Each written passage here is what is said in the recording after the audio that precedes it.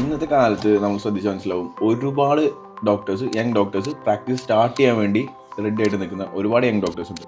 അങ്ങനെ അവർ ഒരു പ്രാക്ടീസ് തുടങ്ങുന്ന സമയത്ത് അവർ ശ്രദ്ധിക്കേണ്ട കാര്യങ്ങൾ എന്തൊക്കെയാണ്? എത്രയും പെട്ടെന്ന് സ്റ്റാർട്ട് ചെയ്യാന്നുള്ളത്. കാരണം എന്താണെന്ന് വെച്ചാൽ പലപ്പോഴും നമ്മൾ കാണുന്നത്, നമ്മളൊരു സീനിയർ കൺസൾട്ടൻ്റൊക്കെ ആയി കഴിഞ്ഞതിന് ശേഷമാണ് ഡോക്ടേഴ്സ് പലപ്പോഴും ഇത്തരം പ്രൊഫൈൽ ബിൽഡിങ്ങിനെ പറ്റി ആലോചിക്കുന്നത്. അപ്പോൾ നമ്മളൊരു ഓഫ്ലൈനിൽ ചെയ്യുന്ന പോലെയല്ല ഓൺലൈനിൽ ചെയ്യുന്നത്. ഓൺലൈനിൽ നമ്മൾ എത്ര നേരത്തെ തുടങ്ങുന്നു, എത്ര കൂടുതൽ സമയം നമുക്ക് കിട്ടുന്നു, അത്രയും നമുക്ക് നമ്മുടെ റീച്ച് അത്തരം കാര്യങ്ങൾ ഹെൽപ്പ് ചെയ്യും.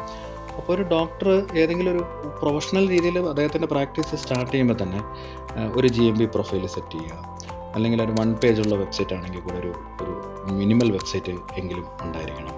പിന്നെ സോഷ്യൽ മീഡിയ ഹാൻഡിൽസ്, ഒരു പ്രൊഫഷണൽ പേജ് തുടങ്ങുക. ഇത്തരം കാര്യങ്ങളൊക്കെ ഒരു പ്രൊഫൈൽ ബിൽഡിങ്ങിന് ഡോക്ടേഴ്സിനെ ഹെൽപ്പ് ചെയ്യും ഓൺലൈൻ പോയിൻ്റ് ഓഫ് വ്യൂ.